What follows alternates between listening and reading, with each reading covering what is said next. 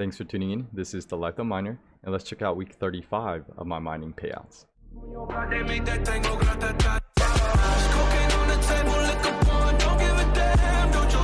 Okay, so at the beginning of these payout videos, let's do a quick spot check of the date and time. Today is August 13th of 2019, and it's about 2 a.m. US Eastern Time. So like previous weeks, I've been mining Ethereum, and I do average around 1.1 gigahashes. I've been also mining Monero, and I do average around 32 to 34 kilohashes. I've been mining Ravencoin, and I do average around 94 megahashes. And last but not least, I've been mining Greencoin, and I do average around 163 grafs per second. Okay, so now pulling up my Excel. This week I did mine around 1.13 Ethereum, equaling around $237.33, about 1.84 Monero, equaling around $166.77, about 717.26 Ravencoin, equaling around $26.69, and about 34.25 Greencoin, equaling around $96.42. If I did sell everything as of today, I would have made $527.21. So now checking out my GPU count, I do have a total of 98 GPUs. I do have 2 mining farms, and I'm mostly mining Ethereum, Monero, Ravencoin, and Greencoin. I do have one mining rig that's speculative mining, and I do have the RX 5700 XT on my test bench. Alright, so for this week's fun clip, this is a news clip comparing Bitcoin and gold and how the government can manipulate the fiat currency. So let's check this out. Let's check the price of gold. That is a traditional safe haven, and it's up again this morning. Another $8 gain, $14.84 on gold, at least a 6-year high. Bitcoin, that spiked yesterday when the Wall Street, the stock market, was selling off. Right now it's at $11,700 per coin. I want to bring in Ron Paul, former Texas congressman, friend of the show. Sir, I always think of gold as the go-to safe haven. Would you accept Bitcoin as the new gold? I doubt that, but I think that it should be made available. And what I work on is making sure that it is legal. But I think its history is short term, so you don't know. Gold has a longer history, you know, like 4, 5, 6,000 years that people have depended on it to maintain wealth. So it is difficult. The biggest problem people have in maintaining their wealth is not whether you have gold or stocks or bonds or whatever. It's whether or not you have your freedom. Because just think of in the Depression, people thought that gold might be a good thing to hold. So the government took it away from them and made it illegal. And what did they do with the foreigners? You don't think we're free? I mean, look, I came to America and reveled in the freedom that I found here. You don't think we're free?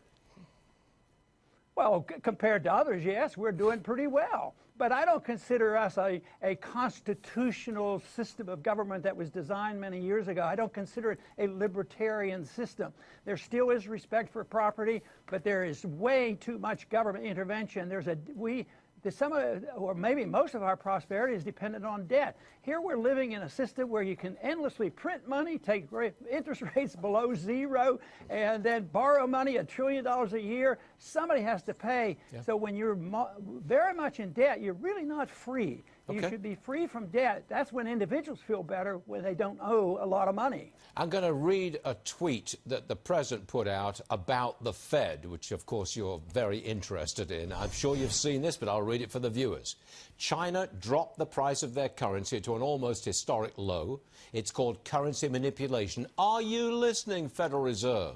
This is a major violation which will greatly weaken China over time. You have no time for the Federal Reserve at all. Does the president have a point? A very weak one, because yes, the Chinese are manipulators, but what about QEs? Didn't we manipulate our currency? Don't we manipulate when we badger the Federal Reserve to lower the interest rate no matter what they really think? And then they come along and they lower it a quarter of a point, and everybody gets hysterical and the markets crash because it wasn't a whole half a point. Yes, we manipulate just like everybody, but it's different because we have the reserve currency of the world. We're the biggest manipulator because we get to print as much as we want at will, and that license our Congress and all to run up deficits of $1 trillion a year. So there's tremendous manipulation, but you got to compare somebody that's running a reserve currency to somebody that does not have a reserve currency. So I would say there's way way too much interference. And right now, when you're demanding that interest rates go lower, which is what our administration is doing, you're manipulating the currency. You're saying, loan that money out, very cheap. So I would question this whole thing. So I would say China probably is a manipulator, and they probably artificially kept their yuan too high for a long time. Now they're sort of making up for lost time.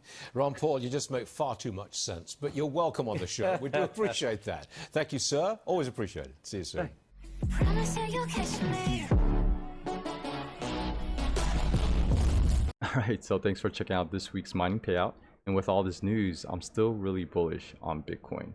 Okay, so hope you guys enjoyed this video. Thumbs if you enjoyed it, sub if you're excited to see what's next. But of course, thanks for watching and always happy mining. Promise that you'll catch me.